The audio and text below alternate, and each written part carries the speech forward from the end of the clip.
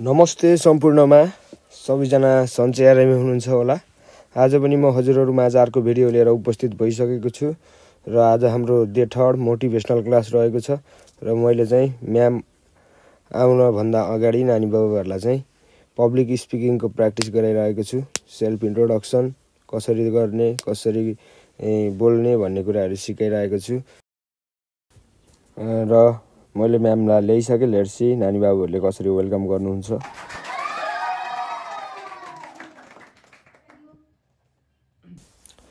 र हामीले म्यामलाई वेलकम गरिसक्यौँ र म्यामलाई वेलकम गरिसकेपछि चाहिँ म्यामले प्रोजेक्टरहरू ल्याउनु भएको रहेछ। हामीले चाहिँ प्रोजेक्टरहरूको सेटिङ मिलायौँ हैन।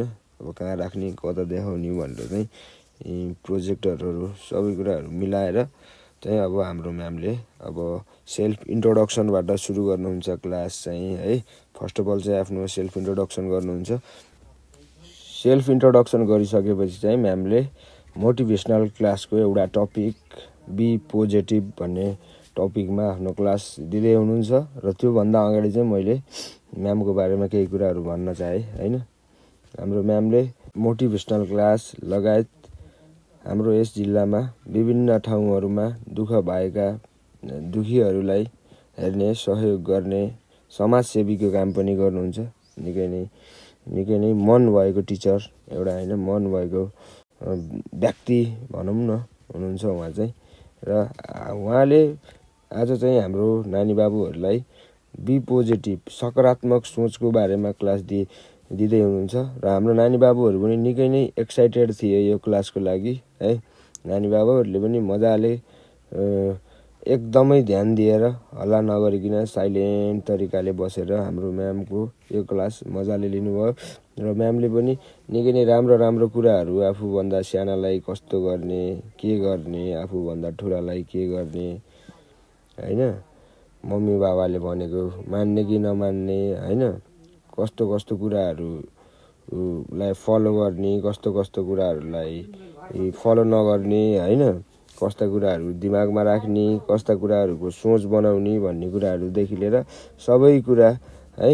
अब साथीभाइहरूसँग कसरी मेलमिलाप गर्नेदेखि लिएर हैन अनेक कुराहरू अब सिकाउनु भयो, बुझाउनु भयो हैन। नानी बाबुहरूले पनि मजाले यस्तो मजाले हल्ला गरी है लाउडली हो कि होइन हो यस्तो टाइपले हैन, यस्तो गर्ने कि नगर्ने गर्दै मजाले क्लासमा चाहिँ साइलेन्टली बसेर हाम्रो 1 घन्टाको टाइम आनन्दले बस्नुभयो।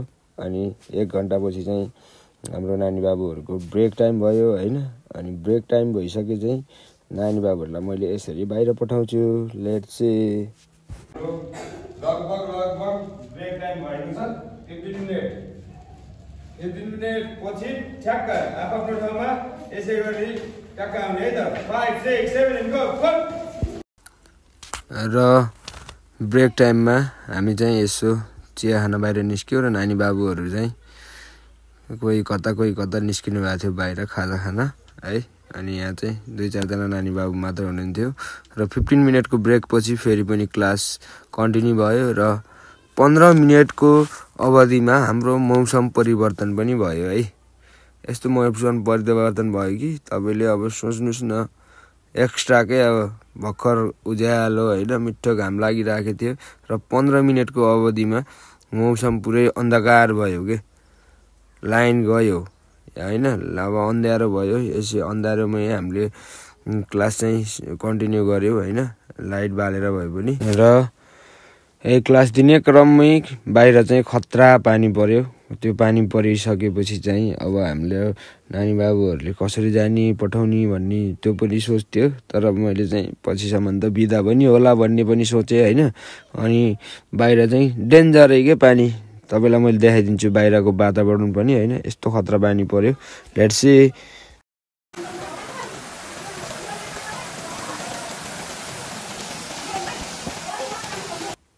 र यो पानी परिरहेको बेलामा पनि म्यामले मजाले क्लास दिनुभयो हैन।